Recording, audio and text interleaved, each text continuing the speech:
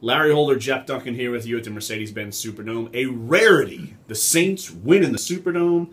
It's been almost a year since they've done it, and it's been probably one of the crazier games we've covered in a long time. As the Saints win 26-20 in overtime on a big C.J. Spiller home run hit, and I think everyone's been waiting for the C.J. Spiller experiment to start panning out, and it certainly did tonight. Sean Payton talked about how they wanted to give him more touches, and I don't know if they necessarily gave him more touches. They put him in more formations. Right. Didn't really get the ball to him that much, but look, you saw his explosive ability, and maybe the Saints can capitalize on this thing. And I'm not going to say turn the whole season around, but maybe they can get on a little bit of a winning track here. Well, I think more than anything, it may not have saved their season, but the season would have almost definitely been over if they would have lost this game, especially the way it played out at the end of the game with Hawker missing a very makeable field goal, huge letdown on the sidelines and in the crowd, and then for the Saints to finally get a big play. And we've been talking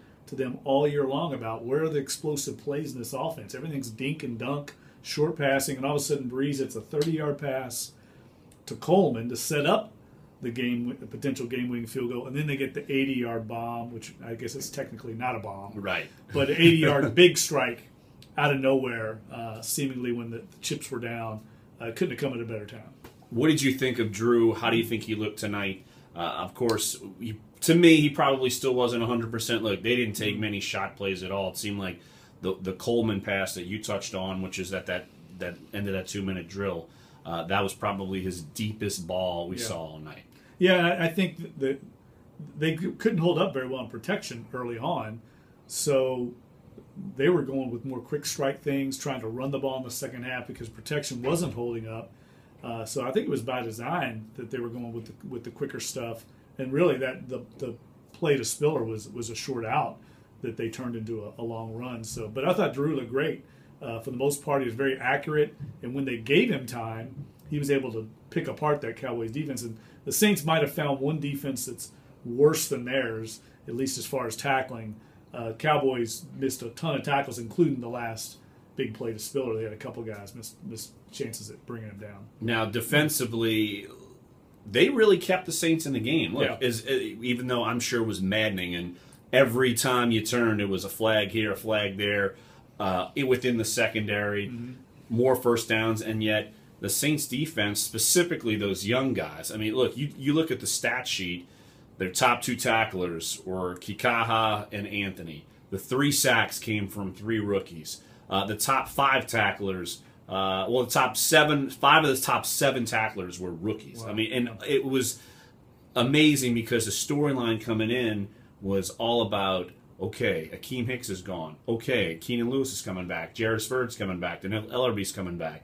And it was the rookies who kind of stole the show from the veterans who were just coming back and the ones who were departing. And, Delvin Breaux is technically not a rookie, but, I mean, he's the best cover man they have right now on the team, and he played great. He did give up that game-tying touchdown, but that was just a great play by Dallas. I mean, he had good coverage. It was just an incredible play, and sometimes you have to tip your cap to the other team.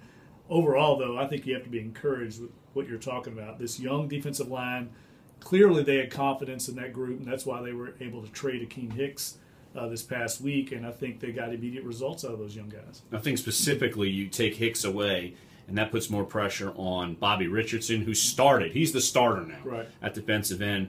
He looked really good. Tyler Davison, he was a guy got a sack along with Kikaha and Anthony. So those guys, they're going to be relying on a Richardson and a Davison going forward. And just overall, 1-3 through the first 4 games. Obviously not what we anticipated.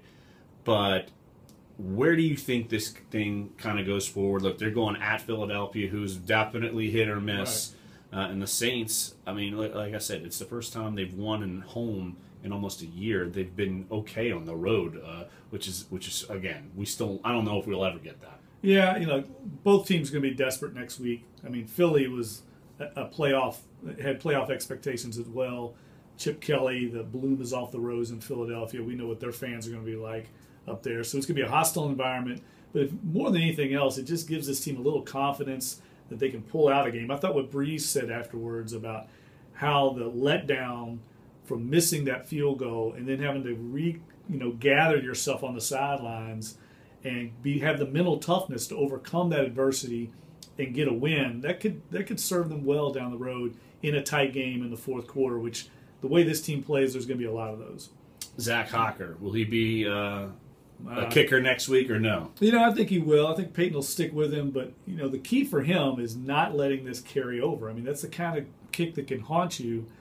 He's got to be like a cornerback and have a short memory, or else he won't be here much longer. Well, he kicks a 51-yarder and then doinks the 30-yarder that would have won it all. Could have been a hero. Exactly, but now his job is on the line. And, of course, they already were doing kicker tryouts behind us. Sean Payton was involved in those kicker tryouts. Literally, it was the Duck Dynasty crew. He's holding kicks, and for Hocker's sake, they were just dribbling them not even to the goal line. So luckily for Zach Hocker, the Duck Dynasty guys aren't going to take his job. Clearly, Sean Payton in a lighthearted move, well-deserved after their first win of the season. Absolutely. So for Larry Holder, for Jeff Duncan, thanks for joining us here at NOLA.com. Again, Saints win 26-20, and they head off to Philadelphia next week and check out all of our coverage all week leading up to the Eagles game at NOLA.com. Thanks for joining us.